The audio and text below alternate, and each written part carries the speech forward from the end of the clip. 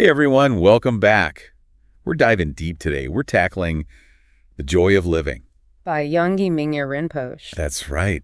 And I know you're really into mindfulness, Yeah. meditation, and how ancient wisdom and modern science kind of all come together. Absolutely. So this is going to be really interesting. We're going to try to tackle some really big questions. Yeah, okay. Like, can mindfulness actually reshape our brains? All right. For happiness. What does Buddhism have to say about the nature of the mind? Yeah. Does science kind of back that up at all? Yeah. And how can we actually use all this to, deal with stress, find peace and resilience and all that good stuff? For sure. Plus, we'll touch upon Mingya Rinpoche's story. Yeah, his journey is incredible. From anxiety to being, called the happiest man alive. Yeah. There's a lot to unpack there. It's pretty wild. What strikes me about this book, is how it really brings together Buddhist wisdom and neuroscience. Totally. Two things that you wouldn't normally think go hand in hand. Right. Like they seem so different. Exactly. But he does it really well. And, one of the biggest things the book says is that mindfulness and meditation can, rewire our brains for happiness. That's a big claim. It is, right? Can it actually do that? Well, there's actually, more and more science that backs that up. Studies have shown that meditation can actually, increase the gray matter in your brain. Whoa. Hold on. Gray matter? Yeah. The actual physical stuff in my brain? Yeah.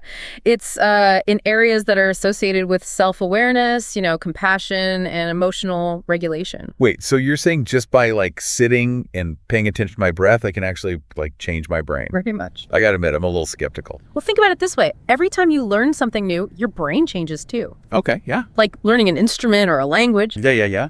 Mindfulness and meditation are skills too. Oh. They train your attention and your emotions. It's like building mental muscle. Okay, that actually makes a lot of sense.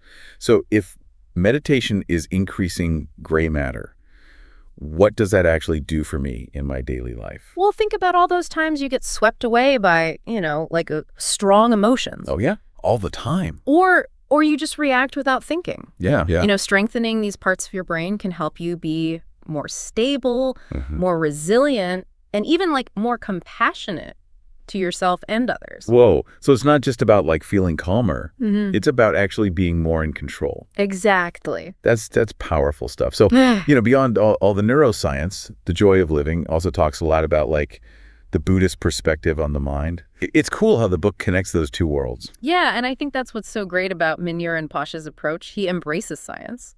And it's amazing how much Buddhism and science actually agree on when it comes to the mind. Oh, really? What? Give me an example. Well, for one, Buddhism emphasizes that, everything is impermanent and everything's connected. And that's something that quantum physics is finding too. Oh, wow.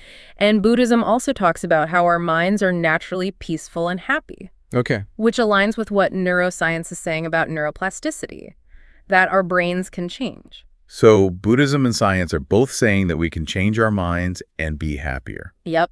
And the joy of living goes beyond just the theory. It gives you practical tools to use in your everyday life. Yeah, it's full of these simple yet profound practices. Right. One that really stood out to me was awarefulness. Oh, yeah. Can you explain that one a little more? So awarefulness is basically about being aware of your thoughts and feelings and body sensations without judging them. Okay. So instead of getting all caught up in your thoughts, you just observe them. But how is that different from just regular awareness? Well, we're always aware of things, but usually we're totally caught up in them. Oh, wait. We think, I am angry or I am stressed.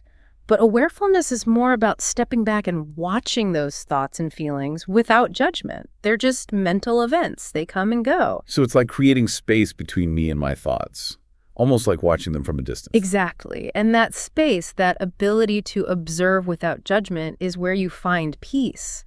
You can practice this anywhere, anytime. Oh, cool. While you're meditating, doing chores, even stuck in traffic. And Mingya Rinpoche used these practices himself to deal with his anxiety, right? He did. And it's amazing. He went from having panic attacks to being known as the happiest man alive. It's pretty inspiring. Yeah. It really shows you the power of these techniques. Okay. So to sum up what we've learned today, mindfulness and meditation can actually reshape our brains for happiness. And ancient Buddhist wisdom and modern science, they're saying a lot of the same things about the mind and how we can change. And we have the power to change, to grow, to find more happiness. We really do.